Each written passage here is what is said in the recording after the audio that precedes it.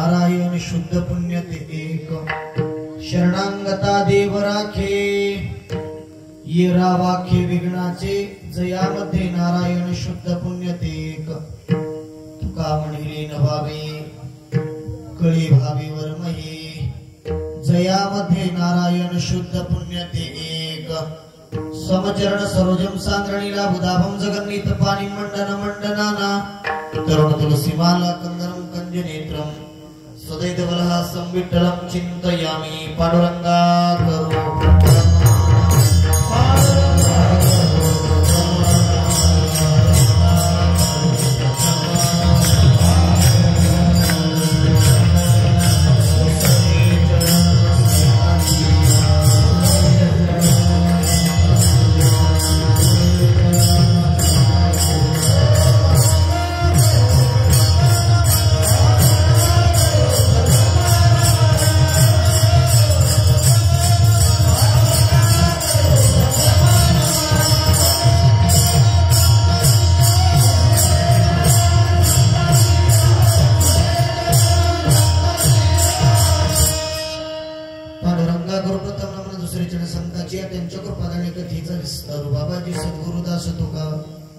महायोग पेटे तटे मृत्युवरम पुंडलिकाय धातु मुनिंद्रे समागत दिष्टम तमानंद कंदम परब्रह्मलिंगम भजे पांडुरंगम ओम नमो ज्ञानेश्वराय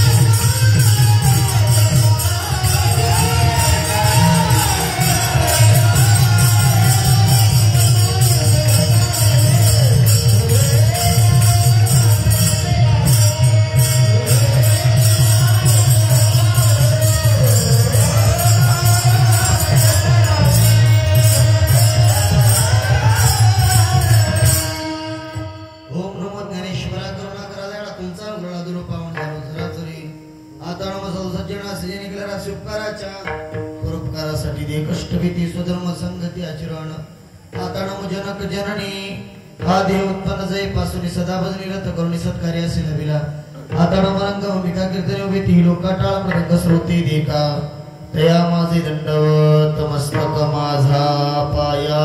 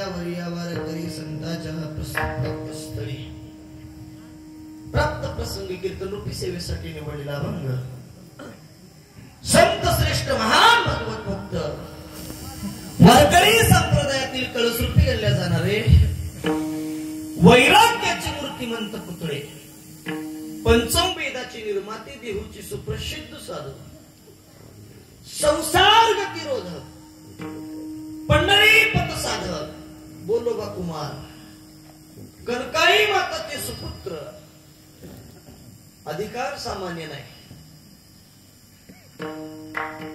जळी दगडा सहित वह्या दारी येल्या जैशाला ह्या हा अधिकार आहे जया पूजिले आदरे पांडुरंगे सांगतात विमानस्थ केले प्रयाण प्रसंगे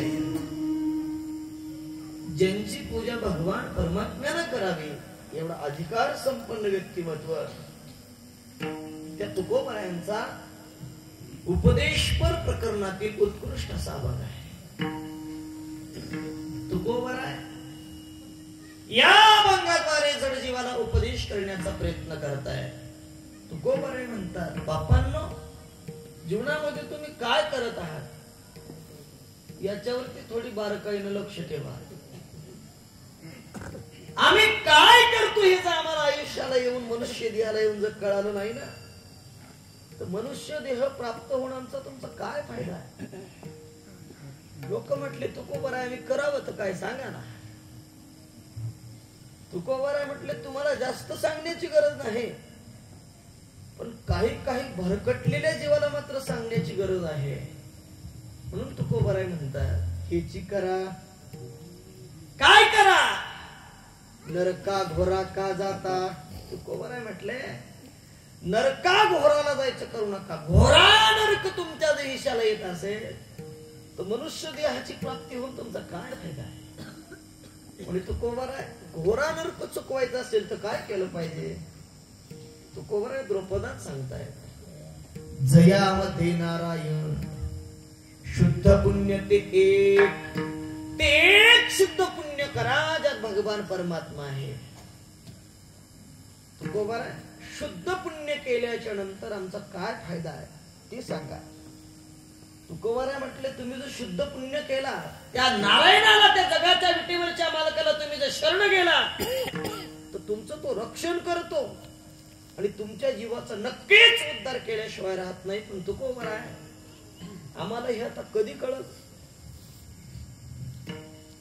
या रस्त्याला जाण्यासाठी आम्हाला काय अंगीकार करावा लागेल तुकोबराय म्हटले लीनपणाचा अंगीकार करा तुका म्हणे लीन व्हावे कळे भावे वर्म हे नारायण नामाचं स्मरण त्यात होणार पुण्य ती असणारी भक्ती तुम्हाला जर कळायची असेल तर तुम्ही त्या प्रभूला लीन व्हा संतांच्या समोर लीन व्हा तुम्हाला या भक्तीचं वर्म कळून जाईल भगवान परमात्म्याच्या हाताला येईल एवढंच तुकोबराय या अंगाद्वारे सांगण्याचा प्रयत्न करत आहे परिहार द्यायचा तो असा चालू असलेला अखंड सप्ताह मौजी गोकुळवाडी सारापात प्रमाणे प्रतिवर्षाप्रमाणे सप्ताहाचं उत्कृष्ट नियोजन नियोजित सेवेत ही काय झालं 6व्या दिवसाची कीर्तन रूपी सेवा भगवान परमात्म्याच्या आशीर्वादाने मला प्राप्त झाली ब्रह्मलीन श्री गुरुवर्य हळदेकरजी महाराजांच्या कृपाशीर्वादानं पावन झालेलं हे गाव त्यांच्या अनेक काळ संगतीमध्ये राहिलेलं हे गाव तुम्ही धन्य आहात महाराज का त्या महात्म्याची संगती तुम्हाला प्राप्त झाली आणि त्या महात्म्याच्या छत्रछायेखाली आम्हालाही काही दिवस राहता आला आम्ही सुद्धा धन्य आहोत टाळकरी म्हणावं तर सगळं गाव टाळकरी म्हणायला काय हरकत नाही परमार्थाचा सुकाळ कशाला जर म्हणायचा असेल तर याला म्हणावं संतांची कृपा जर म्हणायची असेल तर याला म्हणावं महाराज कारण प्रत्येक घर पवित्र ज्यांनी केलं हे संत आहे आणि त्यांनी तुमचा आमच्या उद्धारासाठीची वाट ही रोपटं आम्हा तुम्हाला लावून दिलं आज ते जरी नसतील तरी तेच हे चालवत आहेत महाराज कारण त्यांच्याशिवाय एवढा भव्य आणि दिव्य स्वरूपाचा कार्यक्रम होणं कदापि शक्य नाही गुणीजनांच्या साथीमध्ये चालत असलेली सेवा. उपस्थित सगळी नामवंत मंडळी आहेत, श्रोता वर्ग नामवंत आहे. थोरा मोठ्यांच्या मुखातली वचन ऐकलेले तुमचे कान, आमच्या सारख्यानं तुमच्या पुढे काय बोलावं. तरी सद्गुरुदादा साहेबांच्या कृपा आशीर्वादाने बोलण्याचा मानस आहे, प्रयत्न करतो आहे.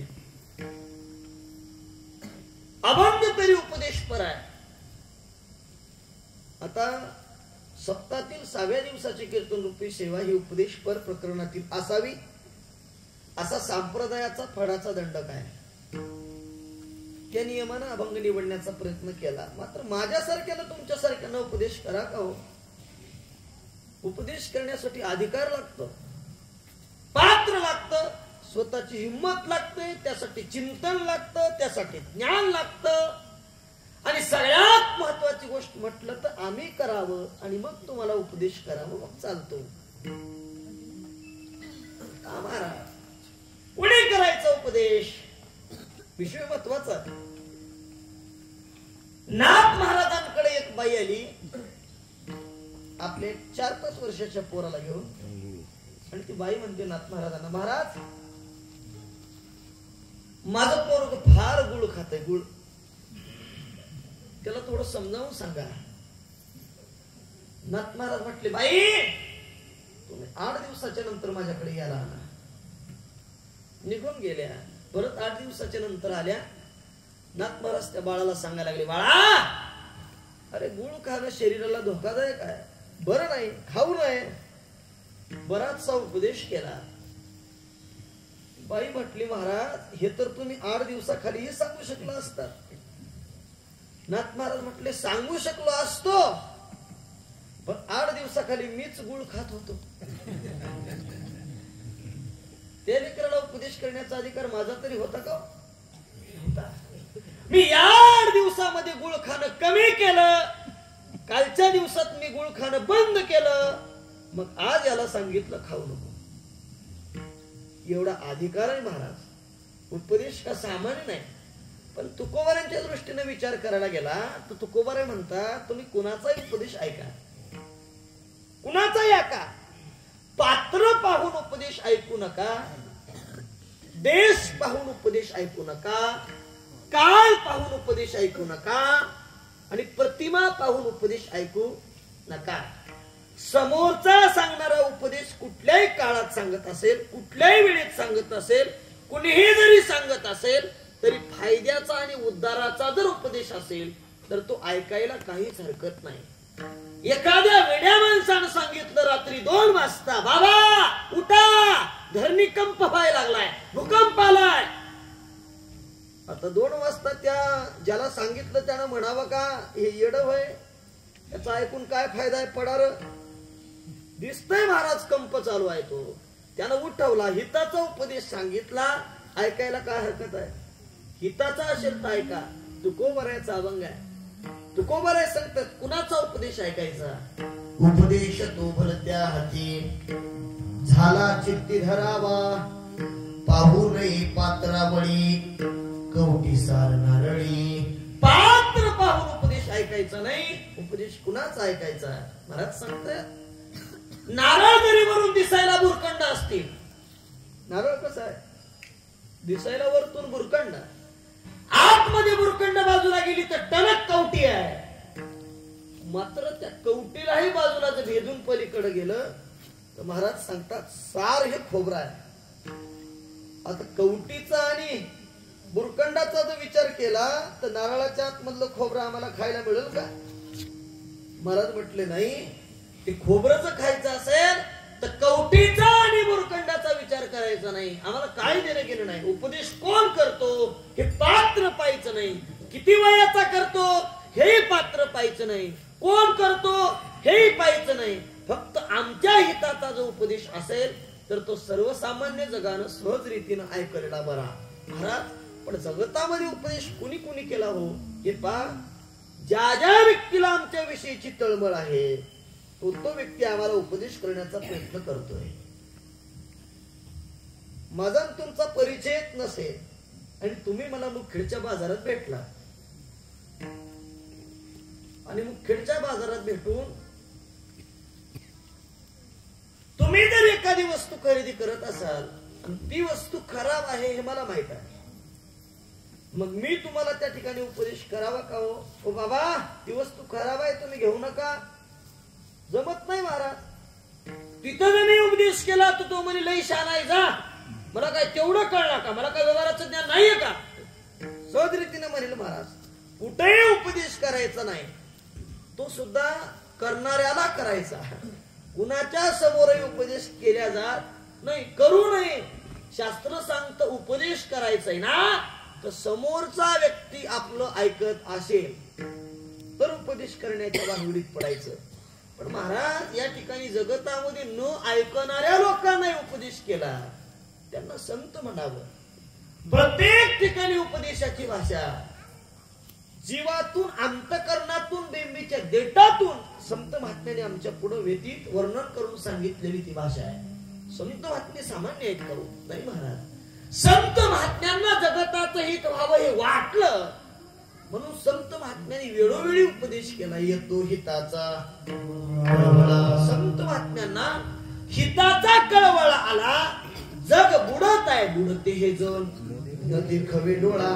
येतो कळवळा म्हणून या जगताला उपदेश करणं त्यासाठी आहे.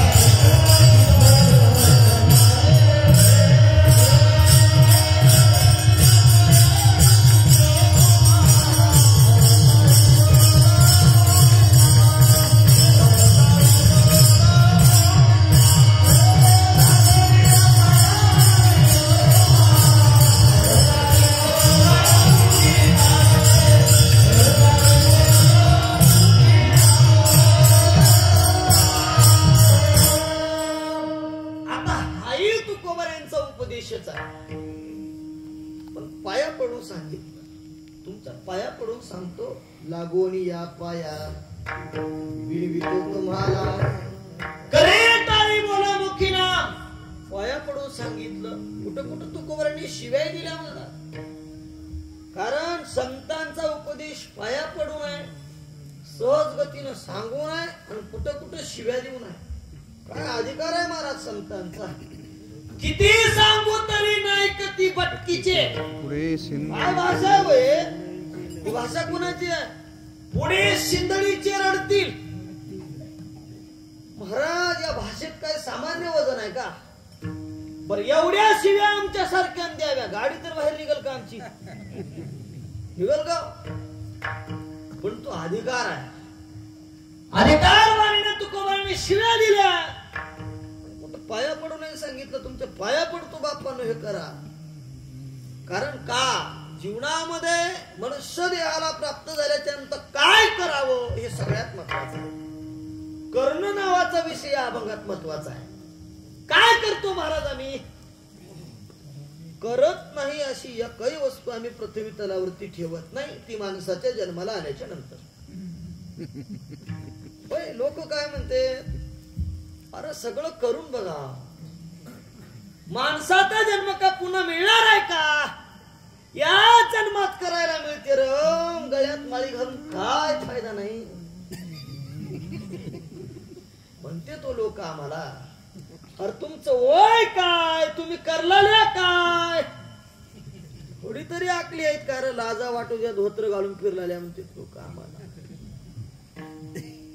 म्हणतात महाराज, खरं सांगतो तुम्हाला, पण मला वाटतं आमच्या एवढं भाग्याचं कोणी नाही का आम्हाला सद्गुरू दादासाहेबांच्या कृपाशीर्वादाने या वयात सुद्धा कळालं काय करावं ते. आता भलं पाकिटच का घेऊन आम्ही करणार, आमचं करणं तरी बरोबर, म्हणजे आपलं आपण मान्य करणं गरजेचं आहे ना, पण आम्ही काय करतो हे महत्वाचं आहे. महाराज, या वयाचा आम्ही परमार्थ नाही केला तर कुठल्या वयात करायचा हो? लोक म्हणतात हे काय वय आहे काय परमार्थाचा? येडे पोर 25 वर्षाच्या वयात गांजा फुकणावणी, दारू पिणावणी, चांगला निकाह संसार करणावणी, कुत्रे हिंडले आणि गावोगाव हिंडले आम्हाला लोक. तुम्ही आताही काही काही लोकांना म्हणा तुमच्या गावातील पद्धत चांगली आहे महाराज, घर जरी 50-60 असतील तरी कीर्तनाला मात्र सगळी लोक आली. आमच्याकडे तसं नाही, आमच्याकडे 60च्या पुढे गेल्यावरच कीर्तनाच्या मंडपात, 60च्या अलीकडच्याला म्हणा भाऊ अरे एवढा सप्ताह चालू आहे गावात, तुही चांगली पट्टी दिली राव, चल की कीर्तनाला, आमचं का वय आहे काय?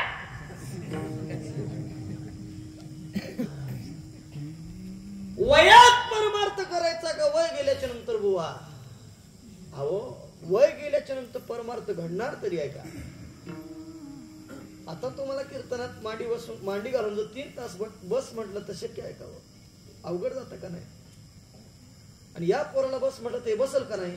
बसल महाराज. याची इंद्रिय चांगली आहे त्याला बसणं होईल. ज्याची इंद्रिय गलित गात्र झाली, ज्याची इंद्रिय वाया गेली, कामातून गेली, त्याचं कॅल्शियम कमी झालं, ज्याची बुद्धी कमी झाली, त्याची केस पांढरी झाली, कान ऐकू न गेले, त्यानं किती जरी परमार्थ करण्याचा प्रयत्न केला तरी त्याला शरीर साथ देत नाही. मग परमार्थ वयात करणं महत्वाचं आहे, पण कुठल्याही जरी वयात केला तरी तो तितका जीव लावून करणं महत्वाचं आहे. महाराज म्हटले पण आम्ही काय करतो हे जर मनुष्य देहाला आल्याच्या नंतर आम्हाला जर कळालं नाही ना, आम्ही जीवनाला आमचा फायदाच नाहीये. करणं नावाची वस्तू सगळ्यात महत्वाची आहे. काय काय करायचं महाराज, तुम्ही काय करा, पण महाराज सांगतात जीवाच्या उद्धाराची साधना करण्याचा प्रयत्न करा. महाराज म्हटले योगापरत्वे जर विचार केला तर जीवाच्या उद्धाराची साधना सहज गतीने प्राप्त होणार आहे का? नाही महाराज. यज्ञ करावा म्हटलं तर शक्य नाही, तप करावं म्हटलं तर शक्य नाही. या साधनांचा विचार जर आम्हा तुम्हाला करायचा गेला तर कलियुगामध्ये या साधना शक्यच नाही. कलियुगामध्ये करावयाची साधना आम्ही एकच निकीज करायची म्हटलं तर ते नामस्मरण आहे. कारण तपानं, जपानं, क्रियाकर्म भक्तीनं, यज्ञ यागानं, योगानं या कलियुगामध्ये तरी शक्य परत्वे जीवनाचा उद्धार होणाऱ्यातला नाही. कारण ही साधना कठीण आहे. महाराज सांगतात या साधनेचा विचार केला तर जीवनामध्ये यदा कदाचित आम्हाला भक्तीऐवजी पुण्याऐवजी पापाचे सुद्धा पाप सुद्धा आपल्या संचयात असू शकतं. कारण भक्ती करत असताना पुण्य आणि पाप या 2 गोष्टीचा विचार केल्याशिवाय आम्हाला भक्ती करता येत नाही. पाप आणि पुण्य 2 गोष्टी महत्वाच्या आहेत. आम्ही काय करतो आणि त्यातून आमचं कनिक पाप जन्माला येतं कनिक पुण्य जन्माला येते हे महत्वाचं आहे. आता आम्ही तुम्ही भक्ती जरी करायला लागलो तरी या भक्तीमध्ये आमचं पुण्यच होईल असं आहे का? नाही महाराज.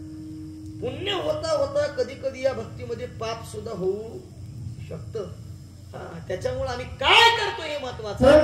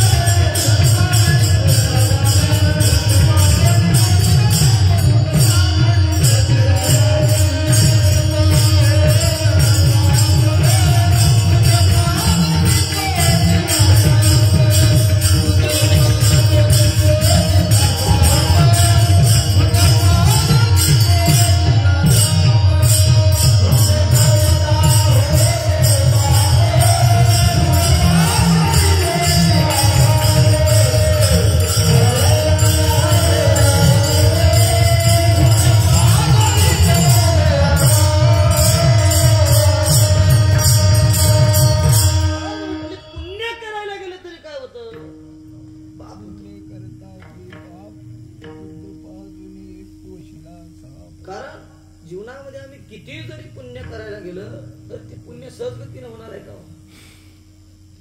करायला गेलं पुण्य तर आमचं कधी कधी पाप होतं महाराज. आता परमार्थ नावाची भक्ती कशी आहे तुम्हाला सांगतो.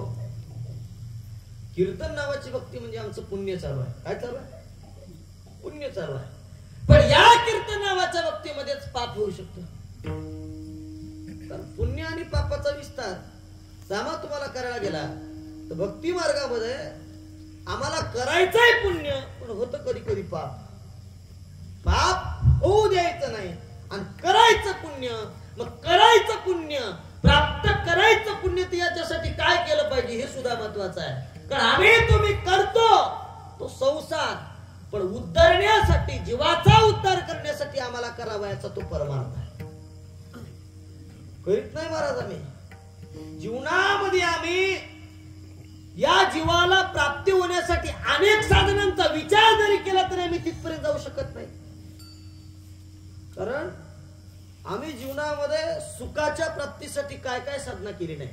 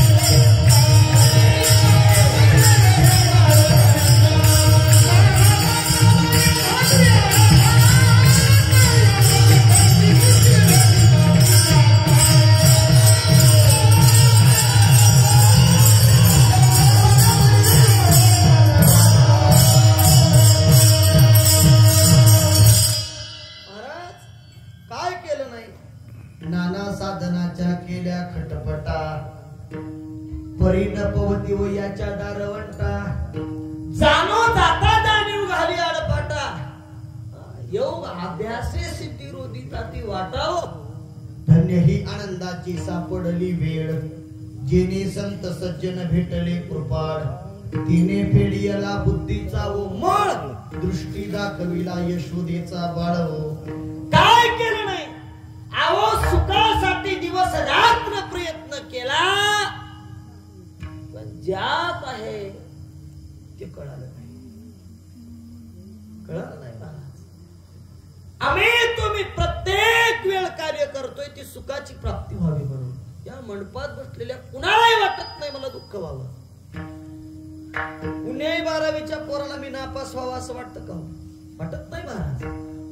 कुणाही आपल्या बापाला वाटेल का माझ्या पोराचं लग्न होऊ नये? वाटत नाही. कुणालाही वाटत नाही बॅगला 10 मन सोयाबीन व्हावे 15 मन 18 मन व्हावे. सगळ्याला वाटतं.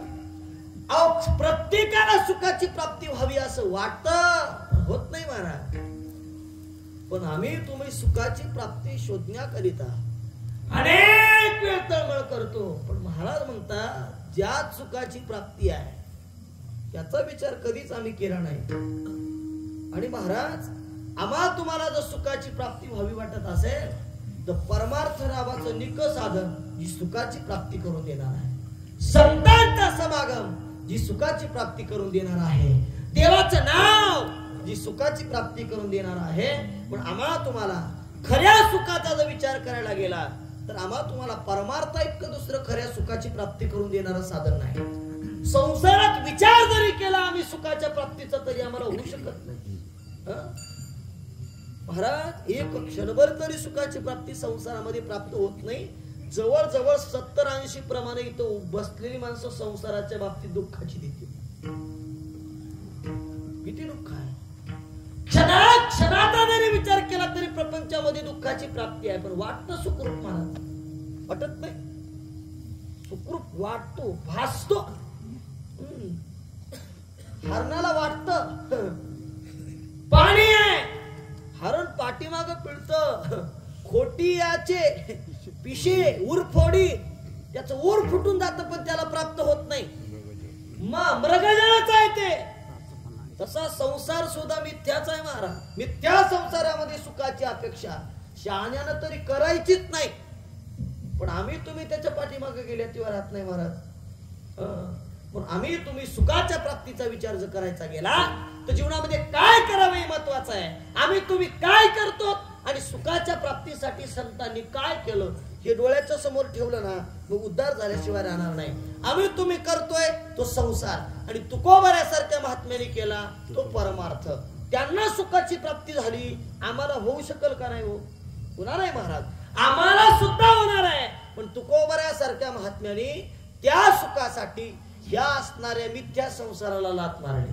लाथाडीला संसार केला षडवर्गीचा मार, संसाराच्या नावे घालून या शून्य वाढता हा पुण्य धर्म केला. तुकोबाऱ्यासारख्या महात्म्याने आयुष्यभर भजन केलं, संसारही केला महाराज. प्रपंच रचना सर्व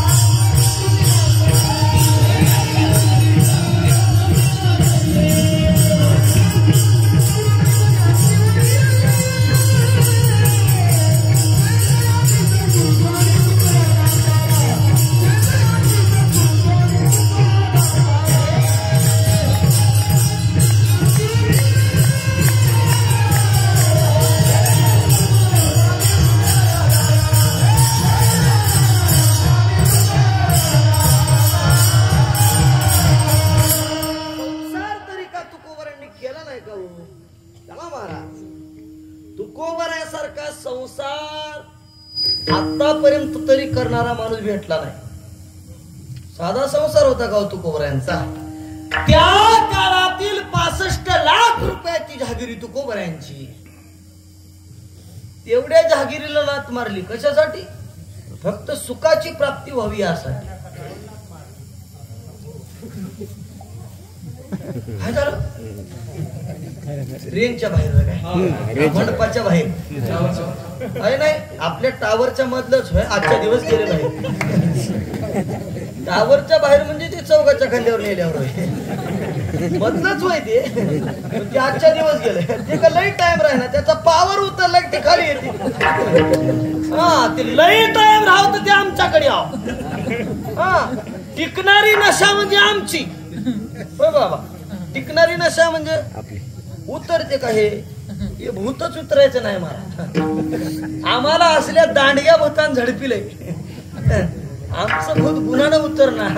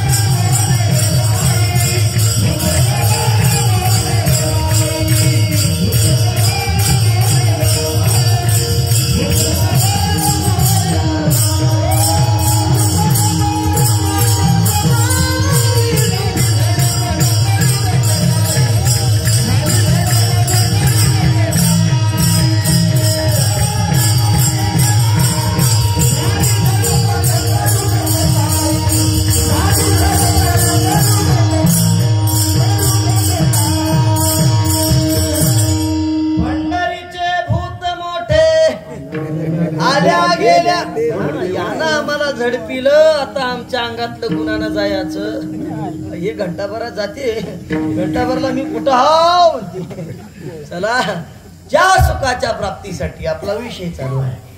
तुकोबारासारख्या महात्म्याने 65 लाख रुपयाच्या जहागिरीला लाथ मारली. सुखाची प्राप्ती संसारात त्या पैशात धनदौलतीत नाही म्हणून लाथ मारली का त्यात सुखाची प्राप्ती होती म्हणून लाथ मारली? नाही म्हणून मारले. मोठ्या मोठ्या राजांच्या जवळ काय कमी होतं? 18 भार वनस्पती, फळे फुले ओळखती, 22 त्यापोकरणे नदी गंगा वाहती, जागरी कुलस्त्रिया, राज्य राणी व संपत्ती, ते सुख सांडोनी आकाश या योग सेविती. जातो सांडे